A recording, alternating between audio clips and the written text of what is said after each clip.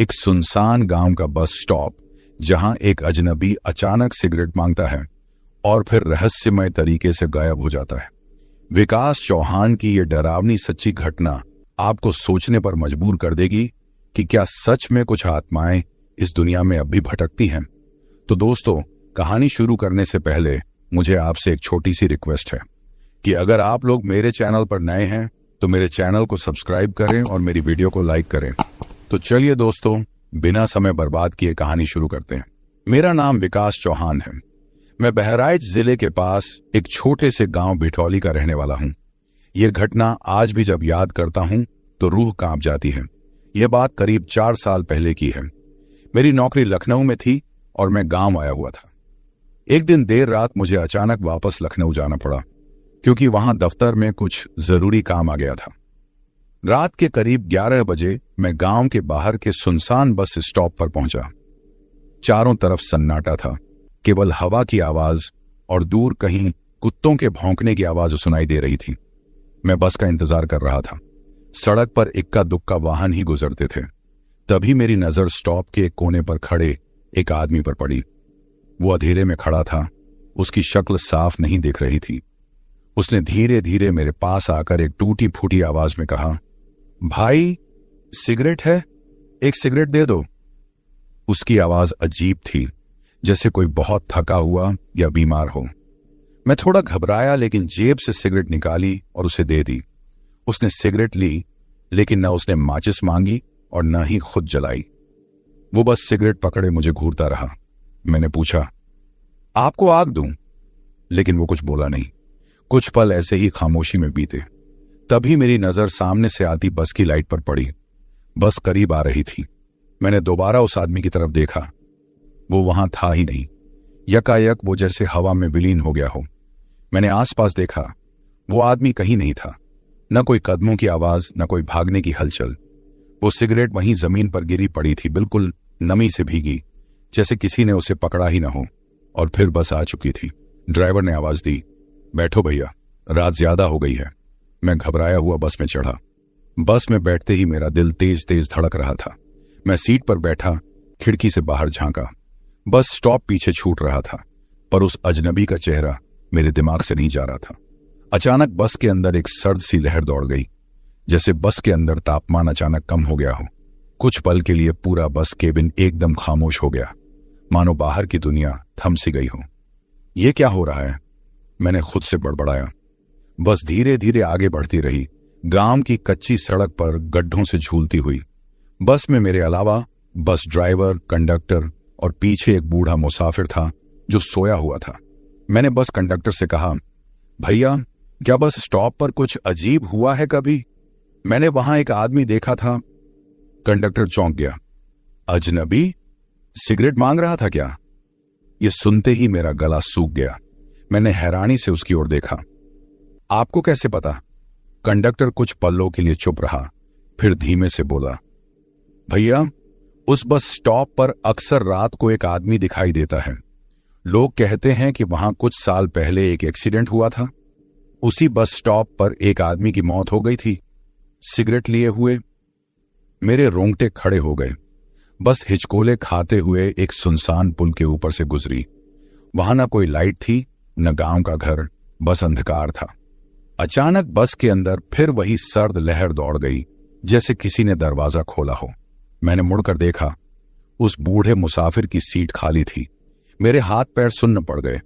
बस अभी रुकी नहीं थी। फिर वो कहां गया? कंडक्टर भी इधर उधर देखने लगा। अरे वो बाबा कहां गया? बस से तो उतरा नहीं। मैंने दरवाजे की ओर देखा। दरवाजा तो बंद था। बस धीरे धीरे एक मोड़ पर मुड़ती हुई जंगल के रास्ते पर पहुंच रही थी। तभी बस के अंदर जलती एकमात्र लाइट भी बुझ गई। पूरा अंदरूनी हिस्सा घुप अंधेरे में डूब गया। बस एक झटके से रुक गई। अरे क्या हुआ? बस क्यों रुकी? मैं डरते हुए ड्राइवर के पास गया, लेकिन ड्राइवर की सीट खाली थी। मेरी सांसें तेज हो गईं। बस के स्टीयरिंग पर किसी के हाथ नहीं थे। फिर भी बस धीरे धीरे रेंग रही थी, लेकिन अंदर न ड्राइवर था न कंडक्टर। बस में बस मैं अकेला था। मेरा पूरा जिस्म ठंड से कांप रहा था। ये क्या हो रहा है? मैं सपना देख रहा हूं क्या? मैं बस के दरवाजे की ओर लपका, पर दरवाजा अंदर से लॉक था। अचानक बस के शीशे पर एक साया उभरा। वही आदमी जो बस स्टॉप पर सिगरेट मांग रहा था। उसकी खाली काली आंखें सीधे मुंह पर टिकी थीं। मैं पीछे हटते हटते सीट से टकराकर जमीन पर गिर पड़ा। बस के अंदर एक धीमी हंसी गूंजने लगी, ऐसी हंसी जो मेरी हड्डियों में उतर रही थी। अगले ही पल बस एक झटके से रुक गई। मैं हिम्मत करके दरवाजे पर लपका, किसी तरह उसे खोल पाया और बस से बाहर कूद गया। बाहर गहरा जंगल था, चारों तरफ बस पेड़ों की परछाइयां और सर्द हवाएं। अजीब बात यह थी कि बस के हेडलाइट्स जल रहे थे, लेकिन अंदर कोई था ही नहीं। यह मैं कहां आ गया? मेरे मुंह से बस यही निकला। मैं बस से थोड़ी दूर हटकर इधर उधर देखने लगा। तभी मुझे जंगल में एक हल्की रोशनी दिखाई दी, जैसे कोई छोटा सा दिया जल रहा हो। मेरे अंदर डर था, पर जानना चाहता था कि वहां क्या है। मैं धीरे धीरे उस रोशनी की ओर बढ़ा। पैर कांप रहे थे, पर फिर भी रुकना मुमकिन नहीं था। जैसे जैसे मैं करीब जाता गया, वो रोशनी एक टूटी फूटी झोपड़ी से आती दिखी। झोपड़ी के दरवाजे पर एक पुराना साइन बोर्ड लटका था, यात्री विश्रामालय। अंदर से जलती लकड़ी की महक और सिगरेट के धुएं की गंध मिल रही थी। अंदर कौन है? मैंने फिर से आवाज लगाई। झोपड़ी के अंदर से कोई जवाब नहीं आया, बस लकड़ी के जलने की धीमी आवाज और हवा के चलने की आहटें थीं। मैंने धीरे धीरे झोपड़ी के अंदर कदम रखा। अंदर का नजारा देखकर मेरी रूह कांप गई। पूरी झोपड़ी धुएं से भरी हुई थी और बीच में एक पुरानी टूटी हुई मेज पर राख से भरी एक धुआंधार सिगरेट रखी थी। दीवारों पर पुरानी तस्वीरें टंगी थीं। उनमें एक आदमी की तस्वीर बार बार मेरी नजरों से टकरा रही थी। जैसे ही मैंने उस तस्वीर को करीब से देखा, मेरी दिल की धड़कन और तेज हो गई। ये वही आदमी था जो बस स्टॉप पर मुझसे सिगरेट मांग रहा था। तभी झोपड़ी के अंदर कहीं से धीमे से फुसफुसाने जैसी आवाज आई, सिगरेट दो। मैं अपने पैर जमाए खड़ा रहा, पूरी कशमकश में। आवाज कहीं से और पास आने लगी। मेरे कानों में मानो कोई सदा गूंजने लगी हो, जो बार बार यही बोल रही हो, सिगरेट दो। मैंने पीछे हटकर झोपड़ी का दरवाजा बंद कर लिया। बाहर ठंडी हवा तेजी से चल रही थी और पेड़ों की शाखाएं सरसराती थीं। बस की रोशनी दूर कहीं बुझ रही थी और अंधेरा तेजी से घिर रहा था। मेरे पास बस की चाबी थी। मैंने बिना देर किए भागते हुए बस के पास पहुंचा और चाबी लगाई। बस स्टार्ट हुई, लेकिन बस के अंदर फिर वही ठंडक महसूस हुई। ड्राइविंग करते हुए मेरी नजर बार बार पीछे की सीट पर पड़ती, जहां वो आदमी कभी बैठा था, लेकिन वहां अब कोई नहीं था। मैंने मन ही मन सोचा, क्या वो अजनबी सच में कोई भूत था, या मैं खुद कोई भटकती आत्मा हूं जो अब तक अपनी मंजिल पर नहीं पहुंच पाया। बस के आगे बढ़ते ही अचानक रोड पर कुछ चमकीला दिखा। मैंने ब्रेक लगाया और नीचे उतरकर देखा, एक टूटी हुई माचिस की डिब्बी। उस डिब्बी पर भी वही पुरानी तस्वीर बनी थी जो झोपड़ी में लगी थी। हाथ में वो माचिस की डिब्बी टाइटली पकड़कर चारों तरफ देखने लगा। सड़क के दोनों ओर घने पेड़ खड़े थे, जो जैसे किसी पुरानी कहानी के गवाह थे। ठंडी हवा में पेड़ों की पत्तियां सरसराती थीं और कुछ दूर पर जंगल की आहटें सुनाई दे रही थीं। मेरे दिमाग में बस एक सवाल बार बार गूंज रहा था, ये माचिस की डिब्बी क्यों मेरे हाथ में आई और उस अजनबी का सच क्या है। मैंने फैसला किया कि अब बस की दुनिया छोड़कर जंगल की ओर चलूंगा, शायद वहां कुछ सुराग मिले। धीरे धीरे मैं जंगल के अंदर बढ़ता गया। हर कदम पर मेरे पैर जमीन की नमी को महसूस कर रहे थे और चारों तरफ का अंधेरा मुझ में डर पैदा कर रहा था। जंगल के बीचों बीच एक पुराना कुआं था, जिसके ऊपर सूखी लकड़ियां और पत्थर बिखरे थे।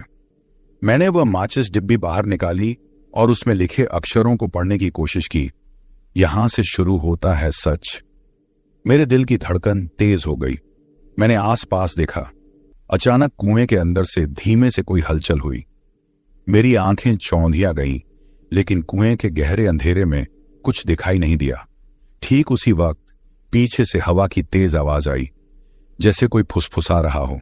मैं घबराकर तुरंत उठ खड़ा हुआ और भागने लगा, लेकिन अचानक मेरी टांगें किसी मजबूत रस्सी में फंस गईं। मैं गिरा और नीचे देखा, जमीन पर एक पुराना नोट रखा था। जो यहां से चला वो वापस नहीं आया। मेरे दिल ने जोर से धड़कना शुरू कर दिया। मेरी आंखों के सामने सब कुछ घूमने लगा। फिर अचानक जंगल में दूर से एक रोशनी चमकी, शायद कोई मशाल या टॉर्च। मैंने हिम्मत जुटाकर आवाज लगाई, कौन है वहां? मेरी मदद करो। रोशनी बढ़ती आई, लेकिन जैसे ही करीब आई वह बुझ गई और उसके साथ ही एक ठंडी हवा का झोंका मेरे चेहरे पर लगा। मैं अकेला था, अंधेरे में फंसा हुआ उस रहस्यमयी जंगल के बीच, जहां अब तक कोई वापसी का रास्ता नहीं दिख रहा था। मेरे दिमाग में एक अजीब सी ठंडक दौड़ गई। मेरे कदम अपने आप पीछे हटने लगे, पर पैर जैसे जकड़े हुए थे। तभी दूर से हल्की आवाज आई, जैसे कोई धीमी सी फुसफुसाहट, विकास, विकास। मैंने चारों तरफ देखा, पर कोई दिखाई नहीं दिया। आवाज फिर आई, आओ, हमें देखो। मेरी हिम्मत जवाब देने लगी, पर साथ ही जिज्ञासा ने मुझे खींचा। मैं धीरे धीरे उस आवाज की तरफ बढ़ा। रास्ता संकरा था, पेड़ों की डालियां ऊपर से बंद हो चुकी थी और जमीन पर सूखे पत्ते बिखरे थे। कुछ दूर चलने पर मैं एक पुरानी खंडहर जैसी जगह पर पहुंचा, जिसमें टूटे फूटे फर्नीचर और जले हुए मोमबत्तियां थीं। एक दीवार पर लिखा था, सिगरेट मांगने वाला वही जो बस स्टॉप पर मर गया था। मेरे हाथ कांपने लगे। तभी अचानक मेरे पीछे से किसी ने मेरी बांह पकड़ ली। मैं डर के मारे चीखा और घूमा, पर वहां कोई नहीं था। तभी हवा की तेज आहट के साथ एक धुंधला साया मेरी तरफ बढ़ा। उस साये की आंखें खाली, अंधेरी और भयावह थीं। मैंने पीछे हटने की कोशिश की, पर पैर जमी हुए थे। साया धीरे धीरे मेरी तरफ बढ़ता रहा और तभी मैं चिल्लाया, कौन हो तुम? मुझे छोड़ दो। पर साया कुछ नहीं बोला, बस एक ठंडी हवा के झोंके के साथ गायब हो गया। मैं अपनी सांसों को काबू में करते हुए भागने लगा। जंगल से बाहर निकलते ही मैंने देखा कि सुबह की पहली किरणें आ रही थीं। बस स्टॉप की तरफ बढ़ते हुए बस स्टॉप पर पहुंचा तो देखा वही टूटी फूटी सिगरेट जमीन पर पड़ी थी। उसी सुनसान बस स्टॉप पर वापस खड़ा था। दिल की धड़कन तेज हो रही थी। माचिस की डिब्बी और वो सिगरेट हाथ में लिए मैं आसपास के माहौल को निहार रहा था। हवा में कहीं से हल्की सी धुंध उठ रही थी, जो सब कुछ और भी रहस्यमय बना रही थी। मेरी निगाहें उस पुराने कुएं की ओर गईं, जहां से मैं थोड़ी देर पहले आवाजें सुन रहा था। हिम्मत जुटाकर मैं उसके पास गया, हाथों से उसके किनारे को छुआ। पत्थर ठंडे और गीले थे। अचानक मेरे हाथ कुछ ठंडा सा छू गया। मैंने नीचे झांका, लेकिन अंधेरा इतना गहरा था कि कुछ दिख नहीं रहा था। तभी मैंने नीचे एक हल्की चमक देखी। मेरी आंखें चौंधिया गईं। नीचे कुएं के अंदर से धीरे धीरे कोई चमकती हुई आकृति ऊपर की तरफ बढ़ रही थी। मैं डर के मारे एक कदम पीछे हट गया। अचानक उस चमकती आकृति ने मुझसे बात की। उसकी आवाज धीमी और भारी थी, मुझे आजाद करो। मेरे पूरे शरीर में सिहरन दौड़ गई। मैंने उससे पूछा, तुम कौन हो? यहां क्यों फंसे हो? वो बोली, मैं उस अजनबी की आत्मा हूं जिसने तुम्हें सिगरेट मांगी थी।